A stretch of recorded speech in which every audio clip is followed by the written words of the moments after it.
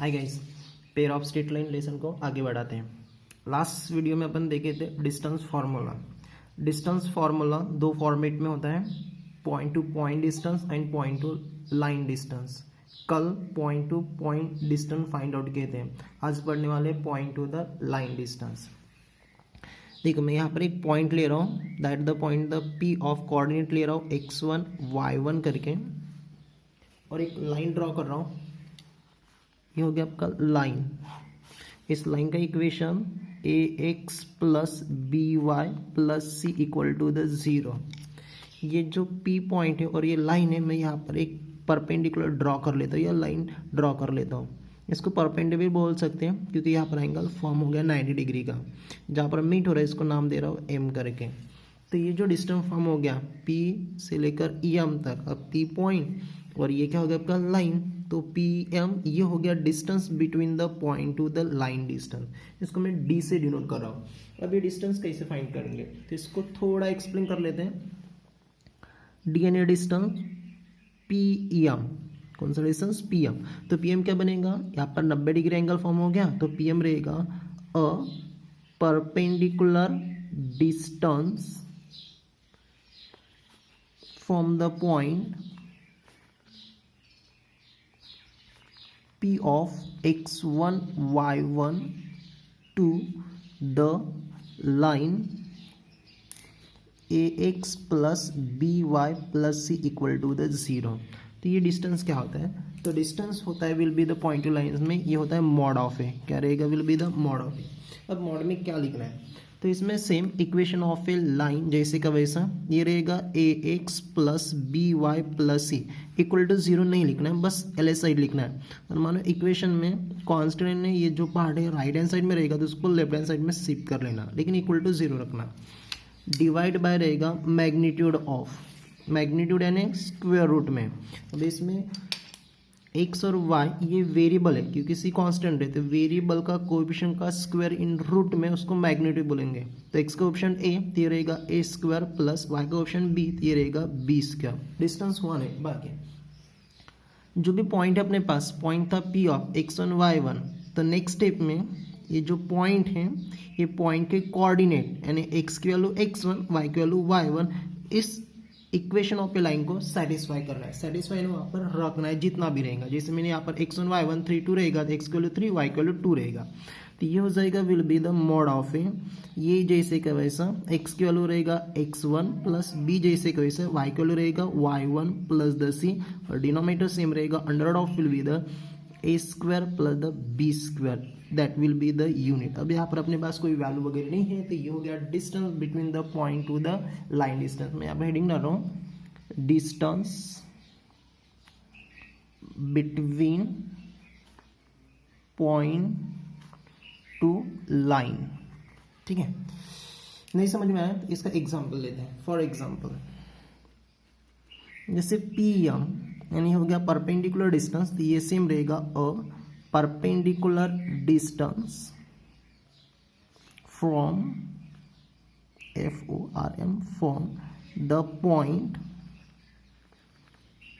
P of, जैसे मैंने यहाँ पर x1 y1 लिया, तो यहाँ पर अब मैं 3 और 2 ले रहा हूँ टू द लाइन, और लाइन का इक्वेशन ले रहा हूँ 3x minus 4y plus 1 equal to the 0। ठीक है, देखो इस इक्वेशन में कांस्टेंट एल साइड में, तो डिस्टेंस क्या बताया मैंने आपको, P M N mod of a equation of a line जैसे कि वैसा फर्स्ट में ये रहेगा 3x minus 4y plus 1 divide by magnitude. तो मैग्नीट्यूड यानी क्या रहेगा, x और y का कोएफिशिएंट का स्क्वायर ये रूट में रहेगा। तो x का ऑप्शन कितना है 3 स्क्वायर प्लस y का ऑप्शन कितना है माइनस 4 इट द स्क्वायर करके। अब नेक्स्ट स्टेप में क्या बोला था, जो पॉइंट है अपने पास उस पॉइंट के coordinate equation of a line को सेटिस्फाई करना है। तो यहाँ पर देखो x के प्लेस में x1 रखा था, y की जगह पर y1, तो यहाँ पर पॉइंट कौन सा है 3 2, तो x की वैल्यू कितना रहेगा 3 और y की वैल्यू कितना रहेगा 2, बस यहाँ पर रखना है क्योंकि डिस्टेंस कांस्टेंट होता है, x और y में नहीं होता। इस साइड में ले रहा हूँ, तो ये बनेगा will be the P M distance equal to mod of a 3 into x की वैल्यू पॉइंट से 3 रहेगा माइनस 4 इंटू वाई की वैल्यू 2 रहेगा plus 1 divide by will be the magnitude of the 3 का स्क्वायर 9 प्लस माइनस स्क्वायर रहेगा plus और 4 का square रहेगा 16। ठीक है, कैलकुलेट कर लेते हैं। 3 इंटू 3 9 माइनस 2 इंटू 4 कितना होगा 8 प्लस 1 डिवाइड बाय द ये हो जाएगा root of 25। We get 8 plus 1 10 minus 8 and ये रहेगा 2 डिवाइड बाय रूट 5 का विल बी द 25 का स्क्वायर रूट रहेगा 5। ये हो गया आपका डिस्टेंस। इसको मॉड से बाहर निकाल सकते हैं तो आपका पीएम डिस्टेंस बनेगा 2 डिवाइड बाय द 5 यूनिट्स में पॉइंट में वगैरह निकालने की कोई बात नहीं है। ठीक है, तो ऐसे दो डिस्टेंस है। तो पहला था पॉइंट टू पॉइंट डिस्टेंस और सेकंड था point to the line distance. ये वाला डिस्टेंस आपको काम में आएगा वेक्टर लेसन में, लाइन और प्लेन लेसन में। ठीक है, और पोर्शन का थोड़ा लास्ट टॉपिक देख लेते हैं। प्रॉब्लम सॉल्व नहीं करे अपन बेस पढ़ रहे हैं। तो यहाँ पर अपने को equation of a line find out करना है। अब इक्वेशन ऑफ ए जो लाइन है, equation of line, equation of the line, तो इक्वेशन ऑफ ए लाइन अपने को दो फॉर्म में फाइंड आउट करना है। एक जब वो लाइन ओरिजिन से पास होती है तब, और दूसरा जब वो line without passing the origin यानी कोई भी पॉइंट से पास हो रही है, यानी passing through will be the given point से। ठीक है, तो फर्स्ट इक्वेशन ऑफ, ये बहुत काम की चीज़ है, पूरे लेसन में ये यूज होने वाला है। Equation of line passing through the point ले रहा हूं मैं जनरल के हिसाब से x1 y1, वैसे p भी डिनोट कर सकते हैं, एंड हैविंग स्लोप एम, क्योंकि लाइन का इक्वेशन निकालना है तो लाइन में अपने पास स्लोप होना और एक पॉइंट होना। तो जब अपने पास स्लोप और पॉइंट रहेगा यानी पासिंग द पॉइंट रहेगा, तब लाइन का इक्वेशन होता है y minus y1 equal to M into X minus x1 करके। ठीक है, ये हो गया equation of a line passing will be the point से। Second equation of a line use करना है पासिंग द ओरिजिन से, यानी जब वो लाइन ओरिजिन से पास होती है तब उसका इक्वेशन डायरेक्टली क्या रहेगा, यानी equation of line, equation of the line passing through the origin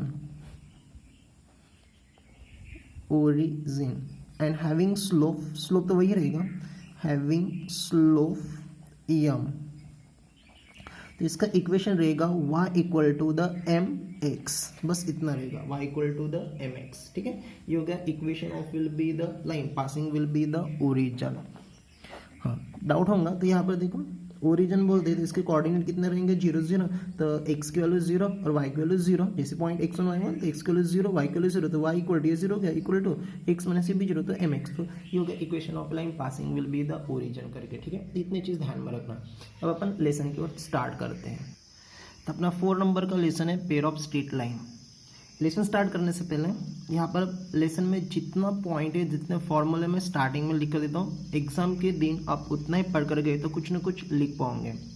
यहाँ पर लेसन में आपको 2 क्वेश्चन मिलेंगे। एक थ्योरम कंपलसरी, तो 4 मार्क या 3 मार्क के लिए कंपलसरी वो रहेगा, थ्योरम को छोड़ना मत। इसमें थ्योरम 2 है। ठीक है, pair of a straight line, पहले पॉइंट देखते हैं। सबसे पहले इक्वेशन ऑफ स्ट्रेट लाइन क्या होता है, equation of line, equation of straight line. अब लाइन की बात करते हैं तो लाइन का जनरल इक्वेशन क्या होता है, will be the ax plus the by plus c equal to the 0। ये एक लाइन का इक्वेशन हो गया। ठीक है, पेयर फाइंड आउट करना है, लेकिन ये सिंपल इक्वेशन ऑफ लाइन है ax plus by plus c equal to the 0। इसमें a x का ऑप्शन हो गया और b y का ऑप्शन हो गया। ठीक है, मानो इस इक्वेशन में ये कांस्टेंट पार्ट आ रहा है। कौन सा पार्ट आ रहा है, c का पार्ट आ रहा है। तो जब मानो इक्वेशन में कांस्टेंट का पार्ट आता है, सेकंड स्टार मार्क लिख रहा हूं, इफ कांस्टेंट यानी क्या रहेगा, will be the c present in the equation of line, of the line. जब लाइन में ये c का पार्ट रहेगा, कांस्टेंट का पार्ट रहेगा, तब वो जो लाइन है does not passing the origin. नहीं समझ में आएगा स्टेटमेंट, थोड़ा डायग्राम ले इसको देख लेते हैं। इसे हो गया आपका coordinate axis, x axis and the y axis. देखो ये हो गया आपका वाई एक्सिस और ये हो गया आपका एक्स एक्सिस और ये वाई एक्सिस, ये हो गया ओरिजिन। अब इस इक्वेशन ऑफ ए लाइन है, वो लाइन है A x plus B Y plus C करके, उसको मेरे को डायग्राम में निकालना है। तो इस इक्वेशन में सी का पार्ट आ रहा है, कांस्टेंट पार्ट आ रहा है, तो ये लाइन मैंने क्या बोला, does not passing the origin, तो ये लाइन ऐसे पास हो जाएंगे। देखो ये लाइन हो गया, ये लाइन ओरिजन यहाँ पर, ये लाइन इधर से पास हो रही है। इस इक्वेशन रहेगा A x plus the B Y plus the C, ऐसे भी रह सकते हैं। पर एक चीज़ ध्यान में रखना, वो लाइन जब भी सी रहेगा A x plus the B Y plus the C करके, जब भी सी रहेगा तो ये line does not passing the origin. तो अपना पहला नोट है इसमें, if the constancy present in the equation of the line then the line does not passing origin कब, जब कांस्टेंट रहेगा तब, ठीक है। उसके बाद नेक्स्ट पॉइंट क्या बनेगा, अब मानो इक्वेशन ऑफ ए लाइन में वो कांस्टेंट का पार्ट है नहीं, तो अपना इक्वेशन क्या बनेगा लाइन का, A x plus the B Y, C का पार्ट नहीं रहेगा, इक्वल टू द जीरो, यानी ये इक्वेशन। इस इक्वेशन में क्या दिख रहा है, सी जो पार्ट है कांस्टेंट लाइन में, वो पार्ट वहाँ पर नहीं है। तो इस कंडीशन में ये लाइन कैसे पास हो जाएंगे, तो सेम ये कोऑर्डिनेट एक्सिस एक्स एक्सिस और ये हो गया आपका y axis, x axis y axis, ये हो गया आपका ओरिजिन। तो मानो जब कांस्टेंट सी नॉट प्रेजेंट यहाँ पर नहीं है, तब लाइन पासिंग द ओरिजिन, तो वो लाइन ओरिजिन से पास हो जाएंगी। ये रहेगा लाइन का equation, a x plus B Y equal to zero, या इस साइड से भी निकाल सकते हैं, लेकिन वो लाइन ओरिजिन से पास ही हो जाएगी। तो ये भी रहेगा A x plus the B Y equal to the zero. तो सेकंड में नोट क्या बनेगा, if constant is the absent या not present then the line passing the origin, ठीक है, लिख रहा हूं, if constant not present then the line passing throughout the origin,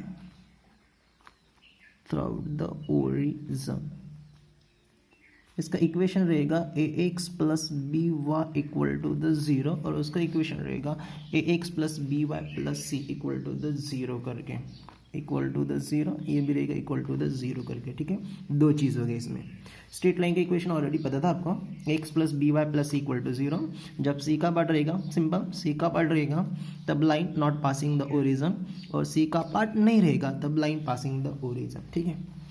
उसके बाद अपन लेसन में पढ़ने वाले हैं सबसे इंपॉर्टेंट चीजें will be the homogeneous equation of pair of line. Heading दे रहा हूं, होमोजेनियस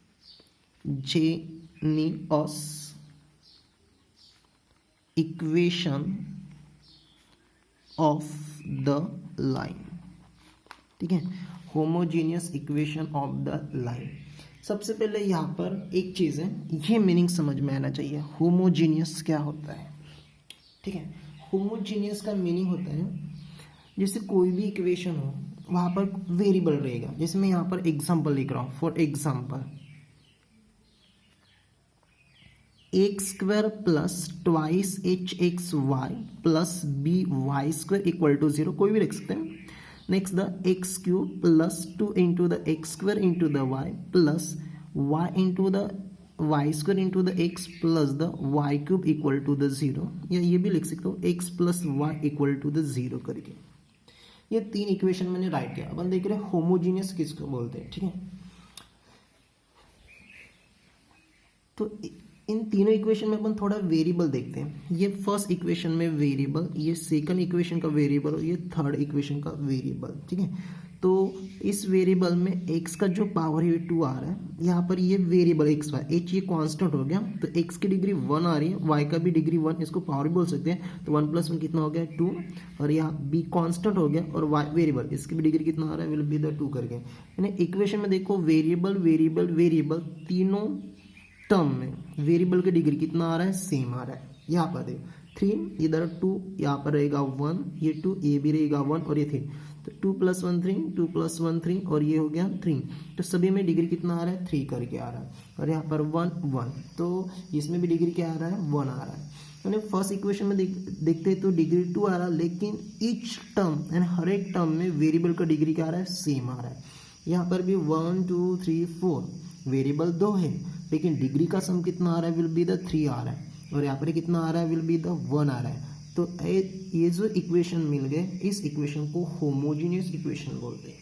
होमोजीनियस का मीनिंग क्या हो जाएगा, if the degree in each term in variable x और वाई सेम रहेगा उसको बोलेंगे अपन homogeneous equation.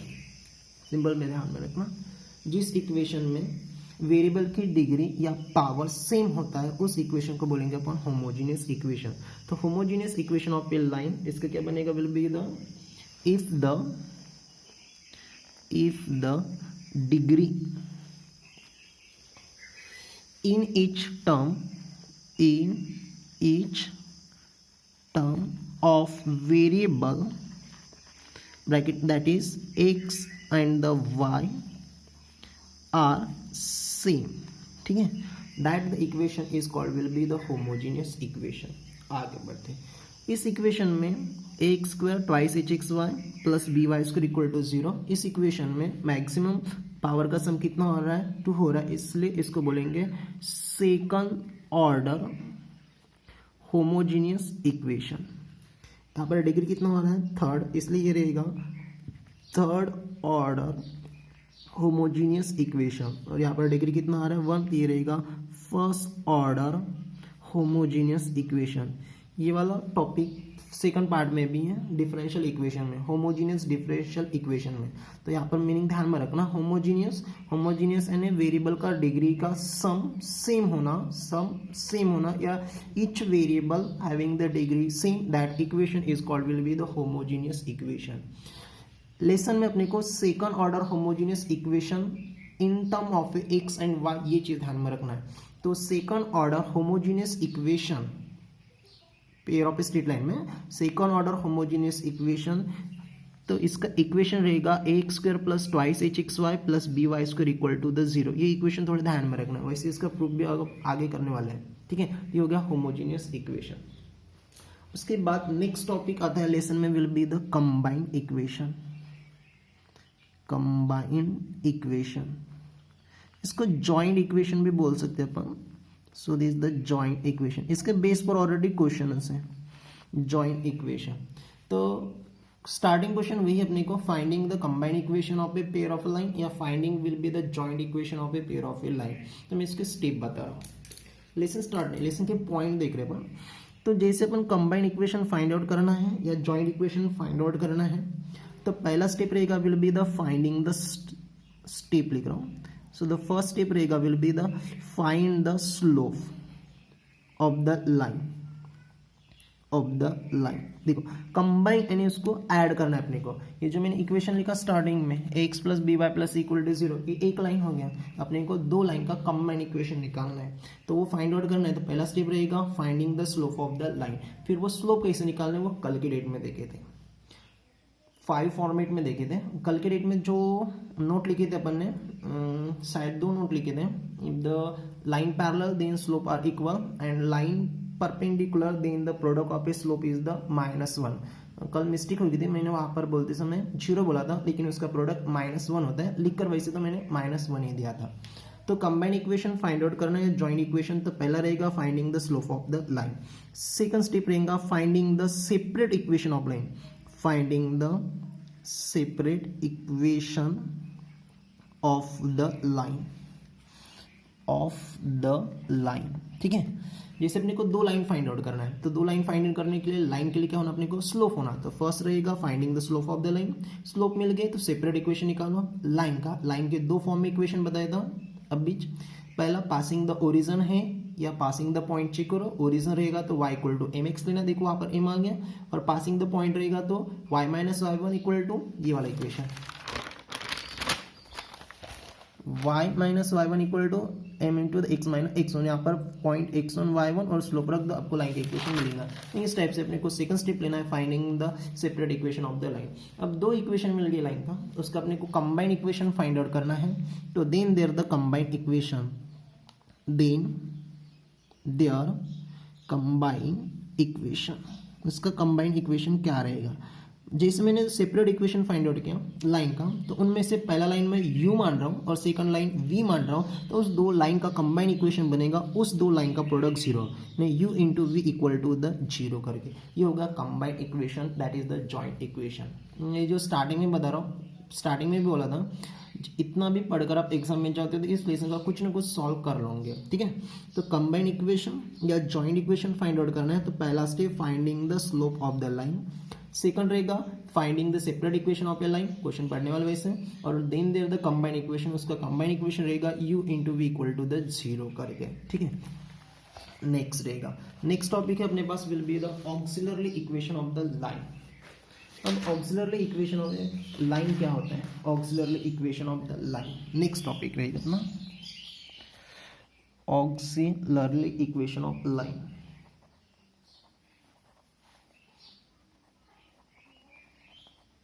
Equation of the line, ठीक है। इस homogeneous equation of pair of a line in degree 2 वाला वो जो इक्वेशन है that is the equation the x square plus twice H x Y plus B Y square equal to the 0।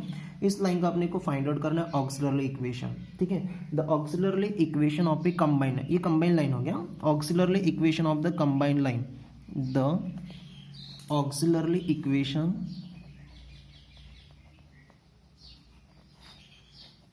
Equation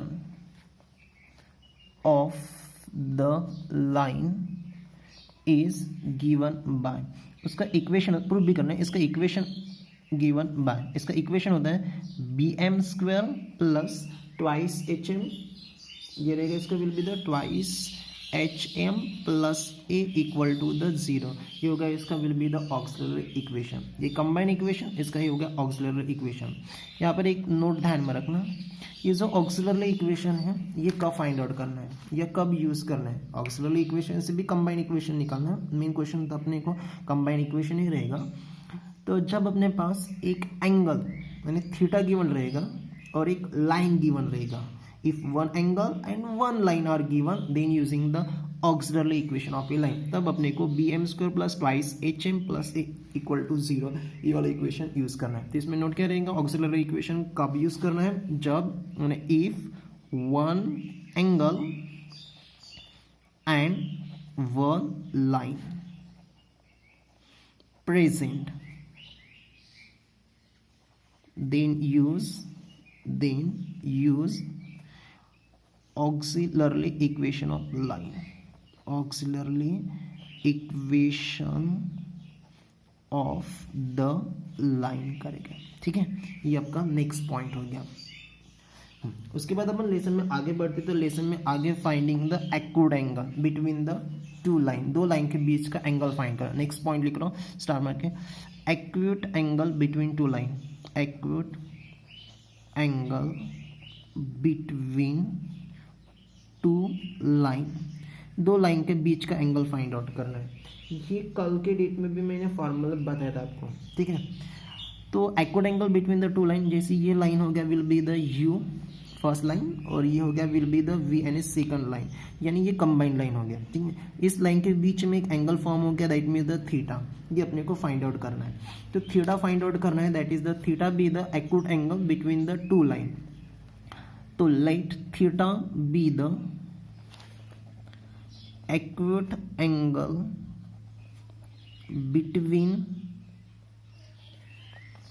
the line is given by, तो formula क्या था, tan theta एक था tan थीटा, इसमें दो फॉर्म में था m1 m2, लेकिन अब अपने पास टू लाइन यानी कंबाइन इक्वेशन गिवन है, यानी A X square plus twice H x Y plus B Y square equal to 0, ये इक्वेशन गिवन है। इस इक्वेशन में अपने पास ए एच और बी की वैल्यू गिवन है, तो अपने को फॉर्मूला ए बी के रिलेशन में लेना है, प्रूफ करने वाला है, और ये प्रूफ आपके ईयर में आने वाला है। तो इसका फॉर्मूला हो जाएगा will be the theta equal to the 2 into under root of will be the H square minus A B divide by the A plus the B. इसमें if the A plus B is not equal to the 0 रहेगा, ठीक है। ये हो गया combined equation के बीच का angle find out करने का फॉर्मूला। इसमें दो कंडीशन है, if line are the perpendicular and line are will be the parallel, ठीक है। If the line are the perpendicular, तो परपेंडिकुलर रहेगा, कंडीशन लिख रहा हूं इसमें, condition if line are first number perpendicular then, हाँ कल लिखे थे नोट ये भी, if the line are perpendicular then the product of a slope is the -1, लेकिन वहाँ पर अपने को m1 m2 था, अब अपने पास a और b की वैल्यू भी है, तो जब लाइन परपेंडिकुलर रहेगा तो कंडीशन ये जो डिनोमिनेटर है ना a प्लस द b, तो इसके वैल्यू रहेगा 0 करके। और इफ लाइन आर पैरेलल, ये सिंबल पैरेलल, देन द, तो जो न्यूमरेटर में √(h² - ab) ये वैल्यू 0 होता है और इसमें a प्लस b की वैल्यू 0, ये परपेंडिकुलर और ये पैरेलल, तो ये रहेगा √(h² - ab = 0, इसको रूट हटा देते हैं तो h² - ab = 0, या इसको ऐसे भी लिख सकते हैं h² ये माइनस उस साइड में शिफ्ट कर दिया तो ab, ये हो गया पैरेलल का कंडीशन और वो हो गया आपका परपेंडिकुलर का कंडीशन, ठीक है। इसके बाद अपना टॉपिक है will be the general equation of pair of line, general equation of pair of the line, ठीक है। प्रूफ सभी करने वाले, मैं पॉइंट लिख कर दे रहा हूँ, एग्जाम के दिन अब उतना डाउट नहीं रहना चाहिए। तो general equation of a pair of line, अब जनरल इक्वेशन और कंबाइन इक्वेशन, ये भी कंबाइन इक्वेशन है और वो देखे थे इक्वेशन वो भी कंबाइनस है। जैसे पहले कंबाइन इक्वेशन देखे थे होमोजीनियस वाला, x² = hxy + by² = 0, तो वो कहाँ से मिलता है, जब सेपरेट जो लाइन है वो पासिंग होते हैं ओरिजिन तब वो मिलता है, लेकिन वहाँ पर कोई कांस्टेंट रहता है +c का पार्ट, तब वो line not passing the origin. अब उन दोनों का अपन कंबाइन इक्वेशन निकालते हैं तो वो होता है जनरल इक्वेशन, और उसमें सभी का डिग्री का वेरिएबल सेम नहीं होता, इसलिए उसको जनरल इक्वेशन भी बोलते हैं या नॉन होमोजीनियस इक्वेशन भी बोलते हैं। तो उसका इक्वेशन रहता है विल बी द, इफ, मैं 2 लाइन ले रहा हूँ, इफ 2 लाइन्स आर, पहला ax + by + c = 0, first line में इसको a1 b1 और c1 से डिनोट करता हूँ, and the second line will be the a2x + b2y + c2 = 0, देन जनरल इक्वेशन रहेगा इसका विल बी द, याद कर प्रूव करने वाले, ax² कंबाइन इक्वेशन तक सेम रहेगा +2hxy + by² प्लस इसमें 3 टर्म ऐड हो रहे हैं, 2gx + 2fyy + c = 0। अब आप में डाउट होगा g और f कहाँ से आ गया, डरने की बात नहीं है, इसका प्रूफ करने वाले, मैं पॉइंट बता रहा हूँ सिर्फ आपको, ठीक है। तो ये हो गया general equation of pair of a line, x² = hxy + by² 2gx + 2fyy + c = 0 करके। अब ये जो लाइन है, ये लाइन रिप्रेजेंट करेगा pair of a straight line, ये क्या हो गया जनरल इक्वेशन। अब ये लाइन को रिप्रेजेंट करना है pair of a straight line करके, now this the line represent the pair of a straight line, तो इसमें कंडीशन क्या रहेगा, इसके बेस पर बहुत सारे क्वेश्चन है ये इक्वेशन के रिलेशन में। तो इफ, इसमें 1 नंबर देता हूं, इफ दिस इक्वेशन रिप्रेजेंट, इसके रिलेशन में क्वेश्चन है रे बेटा, this equation represent pair of a straight line, pair of straight line, ठीक है।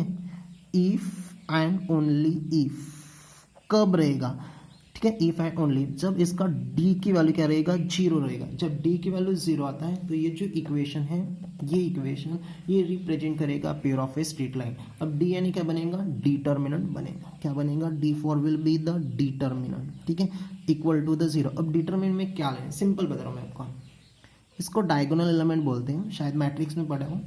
अपने पास देखो अब कांस्टेंट क्या है इस इक्वेशन में, a h b g और f और c है, बराबर है। तो डायगोनल एलिमेंट में कांस्टेंट लेना a b c करके। अब बचेंगे यहाँ के एलिमेंट और यहाँ के एलिमेंट, तो यहाँ पर लेना will be the h g f, sequence के हिसाब से अल्फाबेटिकल से h g f, इसके वैल्यू आना चाहिए 0 करके। और ये वैल्यू 0 आती है इक्वेशन में, तो इक्वेशन रिप्रेजेंट करता है will be the pair of a straight line में। अब आपको ये फॉर्मूला याद करने में दिक्कत आ रही है तो इसका सॉल्व करने के बाद इसका और एक फॉर्मूला बनता है, या विल बी द और डिटरमिन आपको नहीं बन रहा है और अलग से सॉल्व करना है तो अलग से भी सॉल्व कर सकते हैं। तो इसका फॉर्मूला होता है विल बी द, इन तीनों का मल्टीपल करना डायगोनल ए बी सी, ठीक है, क्या लिखा मैंने ए बी सी, प्लस ये भी एच जी एफ, ये भी एच एफ एस, तो ट्वाइस एस जी एफ, तीनों का मल्टीपल करना 2 बार, ठीक है। उसके बाद माइनस माइनस माइनस, ठीक है। अब 3 अल्फाबेटिकल है ए बी सी, तो फर्स्ट में भी देना ए, सेकंड में बी और लास्ट में देना विल बी द सी करके। अब फिर इसको मल्टीपल करना है वेरिएबल एच जी एफ, तो अल्फाबेटिकल के हिसाब से पहले क्या आएगा एफ आएगा बराबर, उसके बाद क्या रहेगा जी और उसके बाद क्या रहेगा एच रहेगा। तो क्या लेना विल बी द, इसमें फर्स्ट में लेना विल बी द अल्फाबेटिकल हिसाब से एफ स्क्वायर, उसके बाद जी स्क्वायर और यहाँ पर क्या रहेगा h square equal to the 0। एक तो डिटरमिनेंट की वैल्यू 0 लेकर आओ, नहीं तो इस फॉर्मूले की वैल्यू 0 लेकर आओ, वैल्यू 0 आ गया, that the represent the pair of a straight line करके। बेस पर क्वेश्चन है, ये टॉपिक छोड़ना मत, ठीक है। ये हो गया। देखो इसमें क्वेश्चन क्या रहेगा, finding the combined equation of a pair of a straight line passing the point रहेगा, ठीक है। अब वो इक्वेशन दिया हुआ रहेगा तो वो इक्वेशन को अपने को रिप्रेजेंट करना है। क्वेश्चन रहेगा show that the given equation represent pair of a straight line. Pair of a straight line कब रहेगा, जब डी की वैल्यू कितना आएगा 0, तो अपन डिटरमिनेंट लेंगे, उसको सॉल्व करेंगे, उसकी वैल्यू 0 आती है, that the represent the pair of a straight line. दूसरा क्वेश्चन भी रह सकता है finding the coordinate of point of the intersection. अब 2 लाइन है, कंबाइन इक्वेशन है, कंबाइन इक्वेशन है तो वो ऑलरेडी इंटरसेक्ट होगा, तो इसका इंटरसेक्शन पॉइंट क्या रहेगा वो फाइंड आउट करना है। तो so this will be the last में रहेगा, so the point of intersection, next coordinate of point of intersection, तो रहेगा point of intersection, point of intersection, ठीक है। तो इसके कोऑर्डिनेट होते विल बी द, मैं पी करके डिनोट कर रहा हूँ, कोऑर्डिनेट रहेगा थोड़ा अलग है, इसमें बड़े कोऑर्डिनेट है, ठीक है। इतना डिनोमिनेटर में ध्यान में रखना, दोनों में a b minus h square, और इसमें भी डिनोमिनेटर में रहेगा a b minus h square, थोड़ा अलग है। हाँ, बीच में यहाँ पर रहेगा एच एफ माइनस और यहाँ पर रहेगा बी जी, और इधर रहेगा जी एच माइनस, यहाँ पर रहेगा ए एफ करके। ये हो गया कोऑर्डिनेट। एक बार मैं पढ़ रहा हूँ फिर से, देखो h f minus b g divide by a b minus h square, g h minus a f divide by ये जी है a b minus the H square. तो ये है point, coordinate point of will be the intersection, ठीक है।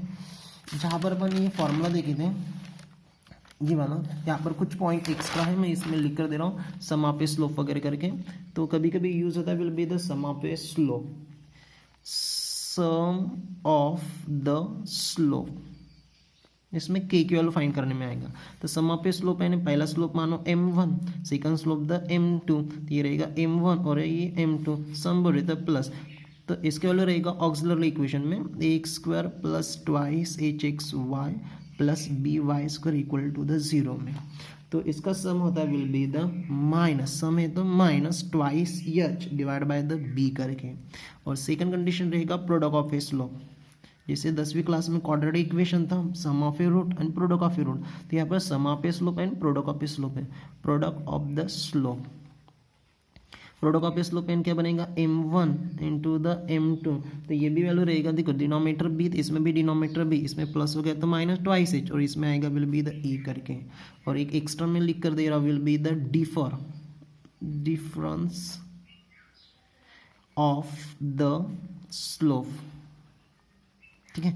अब इस दोनों का डिफरेंस देखते हैं, तो इन दोनों का डिफरेंस ऑफ ए स्लोप क्या रहेगा, तो पहला स्लोप हो गया आपका will be the m1 minus second slope the m2, तो यहाँ पर m1 माइनस m2 की वैल्यू नहीं होती है, यहाँ पर डायरेक्टली होता है m1 minus m2 whole square की वैल्यू होती है, और ये अपने को याद रखना है जो अपन tan का फॉर्मूला प्रूव करने वाले उसमें, तो इसका डायरेक्टली वैल्यू बनता है will be the m1 minus m2 की वैल्यू रहेगा will be the m1 square, sorry m1 plus m2 square नहीं, m1 plus m2 whole square, ये स्क्वायर नहीं होल स्क्वायर प्लस में, क्योंकि अपने पास वैल्यू सम ऑफ स्लोप और प्रोडक्ट ऑफ स्लोप, तो ये फॉर्मूला अपने को सम और प्रोडक्ट में से लेना है। तो sum of slope m1 plus m2 whole square, और उसके बाद प्रोडक्ट ऑफ स्लोप रहेगा will be the m1 into m2, इसको मल्टीपल करना 4 और बीच में साइन डालना विल बी द माइनस करके, ये हो गया फॉर्मूला। ये फॉर्मूला ध्यान में रखना, प्रूफ में भी यूज़ करना है। ये कैसे आता है देखो, m1 माइनस m2 का फॉर्मूला होता है will be the m1 minus m2 whole square का फॉर्मूला। तो ये फॉर्मूला क्या बनेगा, will be the m1 square plus twice m1 into m2 plus m2 square, 2 time आ गया इसमें, मैंने यहाँ पर 4 टाइम लिखा, तो यहाँ पर प्लस वहाँ हो गया, और अपने को यहाँ पर 2 टाइम होना था प्लस, तो मैं यहाँ पर 4 टाइम ऐड करता हूँ, तो यहाँ से 2 टाइम ऐड हो जाएगा, तो ये बनेगा फार्मूला। ठीक है, तो इतने पॉइंट अपने को ध्यान में रखना है, बस इतना इतना लेसन है, जितना मैंने बताया था उतना लेसन है। अब एक एक पॉइंट अपन नेक्स्ट वीडियो में क्लियर करेंगे। ठीक है, ओके।